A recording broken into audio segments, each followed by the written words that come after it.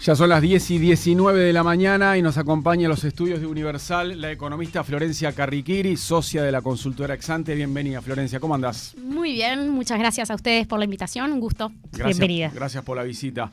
Bueno, en junio el desempleo se ubicó en 8,2% y esto representa una baja de 0,5% en relación a la medición de mayo, a la anterior. ¿Cómo se pueden leer estos números? Sí, la verdad que las cifras del mercado de trabajo vienen siendo bastante buenas, o por lo menos vienen mostrando una mejora bastante clara en este último año, podríamos decir, desde el segundo semestre del año pasado.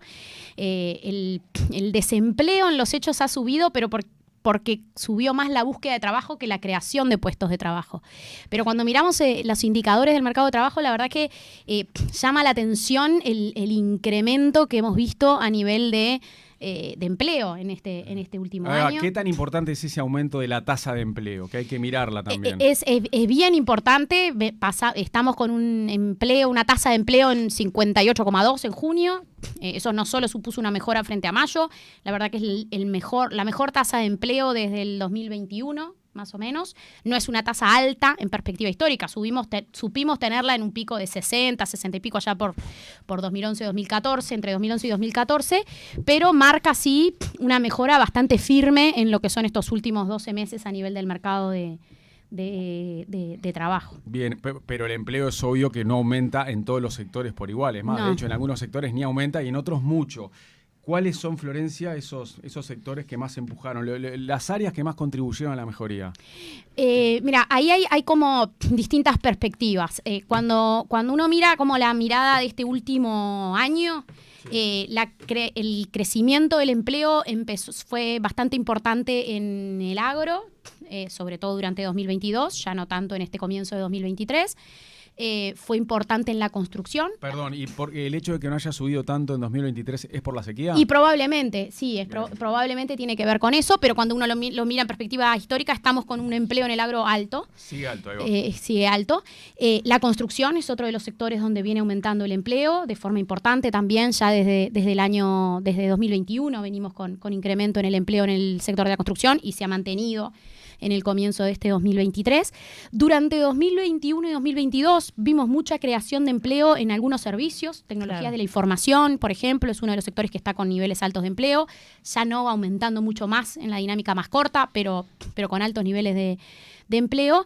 Y luego el comercio, que había sufrido mucho con la pandemia, que le costó recuperar, y que está ahora aumentando el nivel de empleo ahí en el comercio, pero en este caso desde niveles que eran bajos, ¿no? Cuando uno lo mira respecto a las cifras previas a 2019, todavía en el comercio estamos por debajo de aquellos niveles. Eso quería preguntarte, Florencia, ¿cuál es la recuperación del comercio luego de la pandemia? Ya estamos en un 2003, ya normal, capaz que el 2022 estamos saliendo y este año capaz que es el más limpio que tenemos en cuanto a nivel sanitario. Sí. ¿Cuánto logró recuperarse el comercio? Mira, obviamente que dentro de lo que es la actividad comercial hay mucha heterogeneidad y justamente lo que es la cifra de cuentas nacionales de comercio no solo incluye la actividad comercial minorista, que es la que uno siempre le viene más en la cabeza, está todo también lo que es el comercio mayorista. Y en ese sentido el comercio mayorista se recuperó bastante antes con la recuperación del agro, con la recuperación de la producción en el sector productivo en general. Todo lo que es el comercio business to business aumentó fuertemente. Tuvimos mucha actividad de trading que también se computa en ese sector. Los indicadores que tenemos del comercio más minorista ahí muestran comportamientos mixtos. El supermercadismo, por ejemplo, es uno de los rubros que viene teniendo un desempeño pobre en estos últimos años. La vestimenta se ha venido recuperando, pero tampoco está en niveles tan altos. Sí ya recuperó los niveles prepandemia, pero... ¿El supermercadismo es por el Pacto Argentino? En realidad ya venía de una tendencia negativa previo a la pandemia. Obviamente que la situación en Argentina no ayuda, la situación con Argentina no ayuda, pero es un giro que viene con desempeño bastante pobre desde hace un tiempo más largo. Probablemente refleja otras conductas de compra, cambios ¿no? de hábito, cambios Eso, de mucha hábito gente de que compra elige y la demás. feria, elige otro tipo de lugares de compra. Comprar por internet. El micromercado. Hay como probablemente hay puede ser una buena señal para el tendencia. viejo, lo del supermercadismo puede ser una buena señal para el comercio tradicional, para el almacén para de el barrio, almacén digamos, de barrio. ¿no? Para que no muera. Es que en alguna medida puede ser que algo de eso esté pasando. Y después, obviamente, para los rubros del comercio más durable, automóviles, electrodomésticos en parte también, favorecidos por la caída del tipo de cambio, están con altos niveles de venta sí ya en una perspectiva incluso histórica, ¿no? Más que... Muchas cosas que se compran en dólares se están vendiendo más. Se están abaratando digamos, mucho en términos reales, ¿no? Respecto al resto de los bienes de la economía. Y aumenta la venta y repercute en el empleo en esos sectores. Decís, también. Ahí va. Y Florencia, y cuando miramos la tasa de empleo que ha subido, ¿hay muchas diferencias entre Montevideo y el resto del país? A ver, la dinámica más reciente es alcista tanto en Montevideo como en el interior del país, pero en esta perspectiva también de mirar para atrás, mientras que en el interior del país estamos en un récord de empleo histórico, no tanto en Montevideo. En Montevideo ¿Y en el está interior subiendo. dónde hay récord? Perdón. Y bueno, todo lo que fue el crecimiento del agro, sobre todo durante 2021 y 2022, muy favorecido por un contexto internacional bueno, digamos, de crecimiento del precio de las materias primas y demás, previo sequía, obvio, alentó un crecimiento fuerte, no solo en lo que es el empleo rural, sino en todo lo que son las actividades en torno al agro, que para el interior del país, obviamente, que es muy relevante. ¿Y ¿no? pudiste ver departamento por departamento para identificar a uno que haya crecido mucho? Bueno, hay también algunas dinámicas interesantes en ese sentido. Siempre hay que precisar que las estadísticas, cuando uno, de encuesta continua de hogares, cuando uno las va cortando y cortando, se va quedando con más riesgo de que haya mucho margen de error en todas esas estimaciones, ¿no? Pero sí vale la pena marcar, por ejemplo, el crecimiento que ha tenido el empleo en Maldonado. Estamos con un incremento del empleo en Maldonado fuerte, que hace sentido cuando uno piensa en que por un lado se está recuperando el turismo, pero que sobre todo probablemente, y el censo nos lo confirmará o no, hemos ido viendo post-pandemia también mucho una migración hacia ese departamento, más gente radicándose allí, y eso probablemente ha alentado una mayor actividad económica en ese departamento. Mucha construcción en el departamento y desarrollos inmobiliarios. Eso ha ampliado muchísima gente en el departamento. Y el mismo hecho de que haya más gente radicándose durante todo el año allí, obviamente que genera más actividad económica y más empleo en el departamento. Y hablando de movimientos que hubo, también mucha gente se fue a la costa de Canelones a vivir, ¿no? También. En los últimos años. Florencia, el ministro de Trabajo, Pablo Mieres, dijo esto en las últimas horas. Él destacó que en este momento la situación laboral del país es la mejor desde 2017 y agregó que desde 2021 fueron generados más de 110.000 puestos de trabajo. El empleo muestra un buen desempeño, pero en un contexto de crecimiento moderado de la economía. ¿Qué elementos hay por detrás de esa mejoría entonces? Porque la economía no crece tanto. No, a ver, obviamente que sí rebotó mucho post-pandemia y la primera fase de recuperación del mercado de trabajo, obviamente que se dio desde niveles muy bajos y era esperable. Pero en la dinámica más reciente es cierto que la actividad económica no ha tenido un gran desempeño y el empleo se ha mantenido con una buena tendencia. Ahí probablemente hay varios elementos. Uno de ellos es que, parte del freno en la actividad económica, o de hecho la recesión que vimos en el segundo semestre del año pasado, tuvo por detrás a factores muy coyunturales, esencialmente transitorios, como fue el shock de la sequía.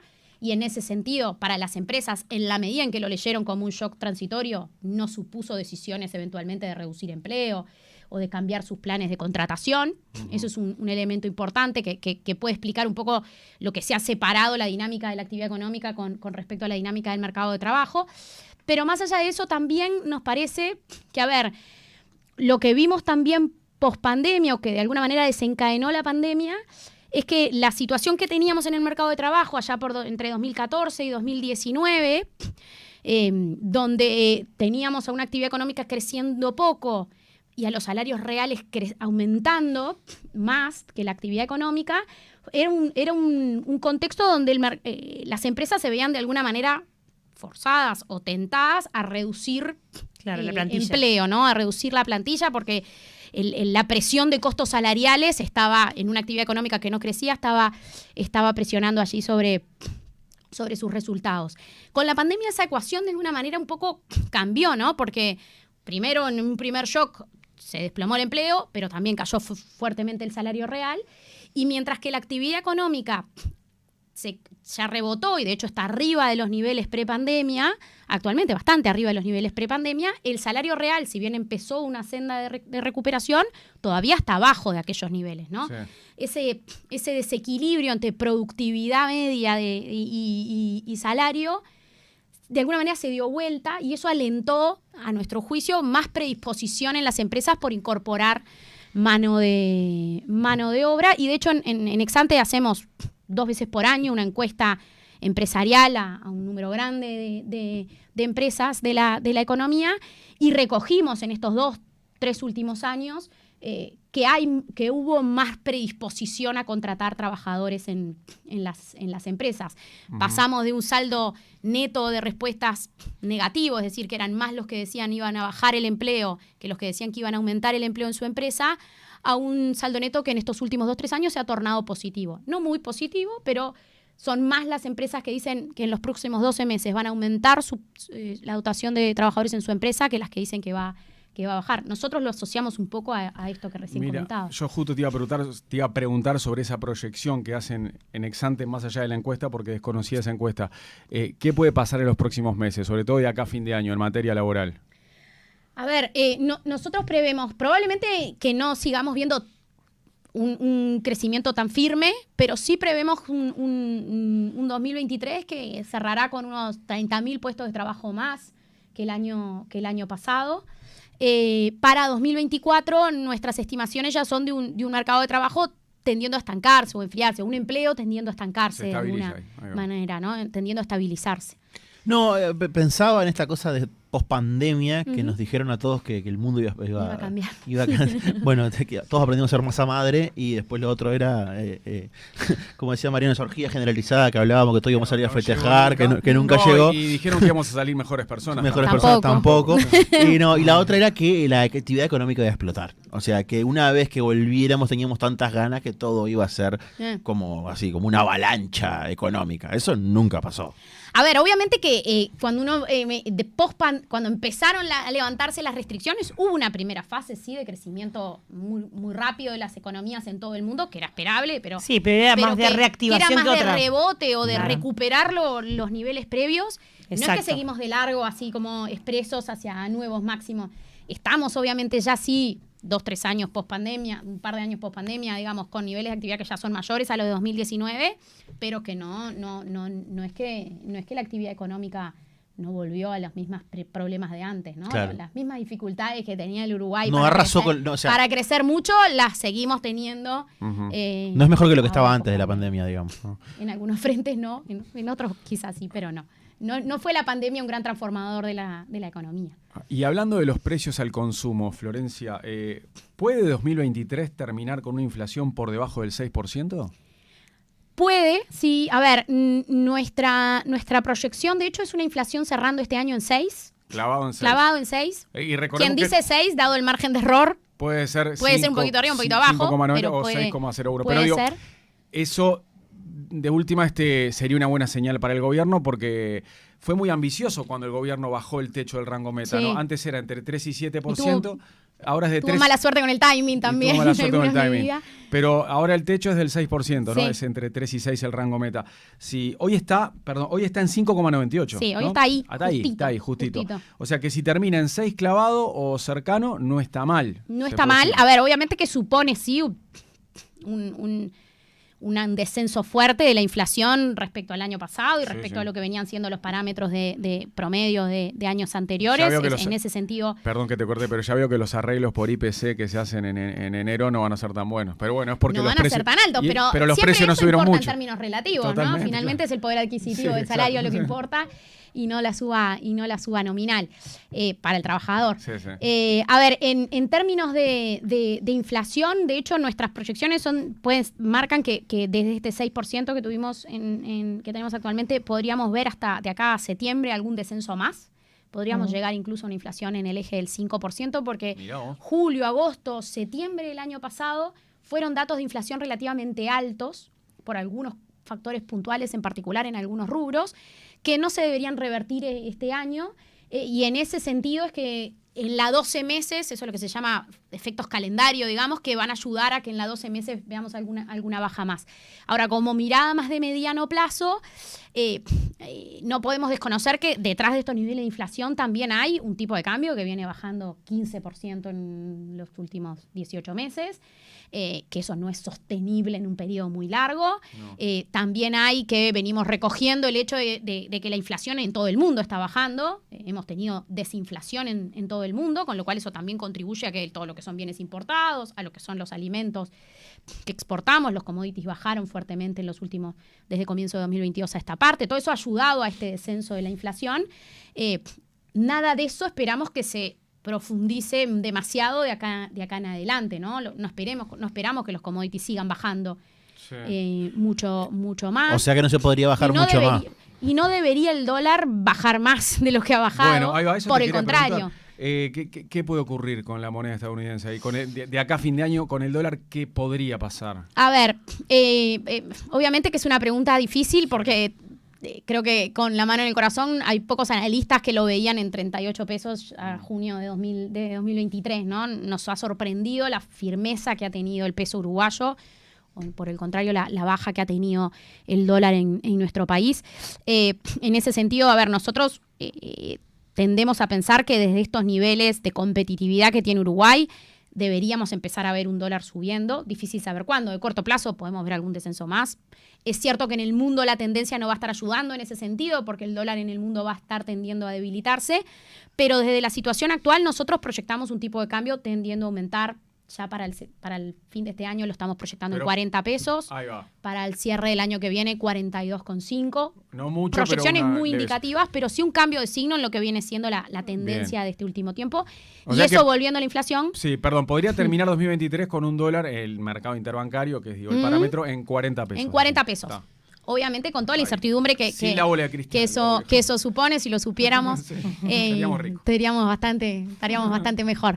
En ese sentido, a ver, una cosa que nos parece importante marcar es que en términos de fundamentos del valor del dólar en nuestro país, ya no estamos con la coyuntura que tuvimos durante 2021 y 2022, ¿no? No tenemos ni a los precios de los commodities en niveles récord, ni estamos con flujos de exportaciones que estén suponiendo grandes ingresos de divisas al mercado. De hecho, las exportaciones están cayendo.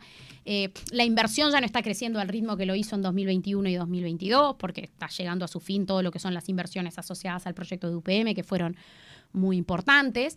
Y en términos de política monetaria, que es otro determinante importante, las tasas, ya con la inflación bajando, probablemente sigan bajando algo más, las tasas en pesos, que ese es otro elemento que a nuestro juicio ha incidido, ¿no? El hecho de que las tasas en pesos hayan llegado a estar en 11,5 en todo el comienzo de este año, y bueno, favorecía el posicionarse en moneda nacional, la demanda de pesos por sobre la de dólares.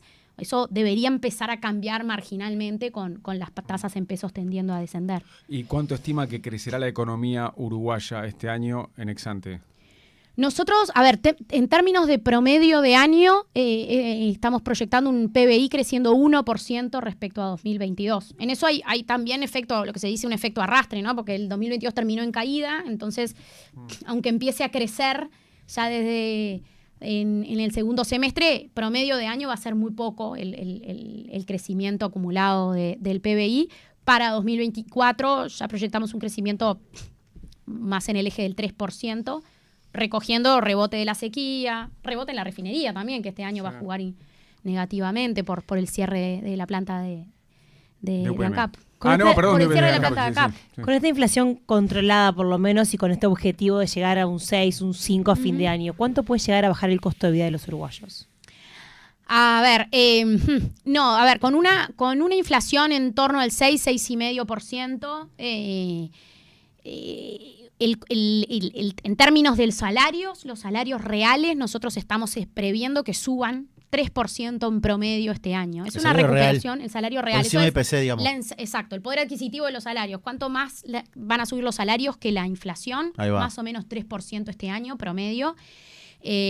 Para el año que viene un poco menos, 2%. Muy probablemente el objetivo que tenía planteado el gobierno de, recuperar lo perdido durante la pandemia, a nivel de promedio de la economía debería estarse logrando en estos 2 años. A mí siempre me gusta preguntar a los economistas o que me intenten explicar por qué, si los números son así, uno cuando va al supermercado parece que todo es más caro y uno gana cada vez menos. Sí, ahí hay varias cosas. Uno, que la canasta del IPC no es solo lo que uno compra en el supermercado, que es lo que vive más como diariamente, porque es la decisión de compra más frecuente que uno hace, ¿no? O sea, uno cada vez pone menos objetos en el carrito con la misma plata. Y de hecho, a ver, dentro de la canasta del IPC hay rubros que han subido mucho más y otros que han subido mucho menos, pero están los servicios. Los servicios de vivienda, los servicios de salud, los servicios de educación, son parte importante de la canasta del IPC, que obviamente no se compra en el supermercado, no se paga en el supermercado. La canasta de los supermercados en los hechos, cuando uno mira en el último año, se está empezando a desinflacionar, porque obviamente llegamos a tener picos de precio de carne y de algunos otros rubros importantes más altos, pero todavía acumuló durante los años previos aumentos más importantes que la inflación promedio, ¿no? Ahí va. De hecho, los precios de los alimentos, de lo que es los rubros más corrientes de consumo, crecieron durante 2021 y 2022 enormemente, mucho más que la inflación promedio. Y otros rubros lo tiran para abajo. Y otros rubros lo compensaron. Ahora está sucediendo un poquito lo contrario, probablemente. Claro, porque en realidad es donde más lo sientes a nivel personal todos los días. Exactamente. Florencia, ¿qué importancia tiene esta rendición de cuentas para la economía uruguaya? Y bueno, a ver, tiene varias implicancias. Tiene algunas implicancias en términos de lo que va a ser la evolución del gasto público, la perspectiva de las cuentas públicas para adelante. Tiene implicancias también indirectas en la propia negociación salarial, ¿no? Porque las pautas que planteó el gobierno basan la fórmula de ajuste que se propone para los salarios en la inflación que presentó el gobierno como proyectada para los próximos años. No en el centro del rango meta, sino en la inflación que proyecta el gobierno, que está arriba, está más cerca del tope del rango meta, y eso es un elemento que le puede poner, o que no ayuda, digamos, a esta intención del Banco Central de bajar más rápidamente a la inflación. Y bueno, y en términos de la política fiscal, parece plantear un sesgo que empieza a tornarse más expansivo para la política fiscal, algo que no debe sorprendernos acercándose un nuevo ciclo electoral, ¿no? Muy bien. Florencia Carriquiri, economista, socia de la consultora Exante. Un placer tenerte esta mañana acá en Universal, ¿eh? Bueno, el placer fue mío. Muchas gracias a los tres. Gracias Muchas por gracias. venir. Gracias. Que pases bien. Mariano López, Tuque García, César Sanguinetti. Punto de encuentro. Más periodismo y más comunicación.